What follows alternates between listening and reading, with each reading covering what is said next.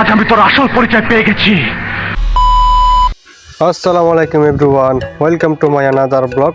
আবার আপনাদের মাঝে দেখা হয়ে গেল আর একটু ব্লগ নিয়ে। আশা করি সবাই ব্লগকে লাস্ট পর্যন্ত দেখবেন, আমরা কি করি সবাই। ভিডিও শুরুতেই বলে দিই, যদি আমার এই ভিডিওতে কোনো ভুল ভ্রান্তি থাকে সবাই ক্ষমার দৃষ্টিতে নেবেন। তো আজকে আমরা সবাই চলে গেলাম আমাদের লাকসামে চট্টলা মেরজান নামে একটা রেস্টুরেন্ট আছে, ওই রেস্টুরেন্টের মধ্যে। এই রেস্টুরেন্টে অবস্থিত আমাদের লাকসাম নোয়াখালী রেলগেটের পাশেই। তো আমরা সবাই আজকে প্ল্যান করলাম, আমরা তো বিরিয়ানি খাচ্ছি সবসময় খাই, বাট আজকে খাবো ডিফারেন্ট কিছু, মানে মাছ খাওয়ার প্ল্যানে গেছিলাম। আর এটা খাওয়ার আমাদের আগের তো কোনো প্ল্যান ছিল না, আমরা হঠাৎ করে উদ্যোগ নিয়ে চলে গেলাম সন্ধ্যার সাথে সাথেই লাকসাম চট্টলা মেরজানে। তো ওইখানে যাওয়ার পর দেখলাম যে বড় বড় 2 পিস করাল মাছ আছে আর নাই, পরে 2 পিস করাল মাছে আমরা অর্ডার দিলাম। আর এইখানে যা কিছু অর্ডার দেন না কেন আপনাদের সামনে সবকিছু রান্না করে এনে দিবে।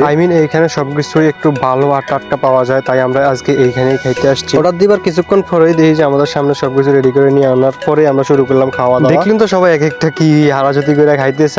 আমরা মজা করতেছি, মজা চলো সবাই ভাবে খাইতেছি আর ভিডিও করতেছি। আসলে আমরা সিনিয়র জুনিয়র সবাই একসমানই, আমরা সবাই ফ্রি মাইন্ড, আমরা সব সময় মজা করতে থাকি আর দুষ্টামি ফাজলামি করি আর কি। আর আমাদের সিনিয়র সাদ্দাম ভাই, উনি আসলে একটা মজার মানুষ। আমি ভিডিও করতেছি দেখতেছে, দেন হচ্ছে কি উনি আমার বলতেছে ক্যামেরাটা আমাদেরকে একটু ধর। আমি ফোনটা ওনার সামনে নিতে না নিতে তার বেহাল অবস্থা হয়ে গেল। তো দেখেন, আর তখন যে বললাম এটা নোয়াখালী রেলগেটের পাশেই, আর এই হচ্ছে সেই নোয়াখালীর ট্রেনটি যেটি আমাদের লাকসাম জংশন থেকে 7:30টায় ছাড়া হয়। আর এমন একটি সুন্দর প্লেসে এমন ধরনের খাবার আসলে জোশ ছিল। আর তার মধ্যে দেখতে দেখতে আজকে ব্লগটি আমাদের এখানেই শেষ। সবাই ভালো থাকবেন, সুস্থ থাকবেন, আপনাদের সাথে দেখা হবে নেক্সট ব্লগে।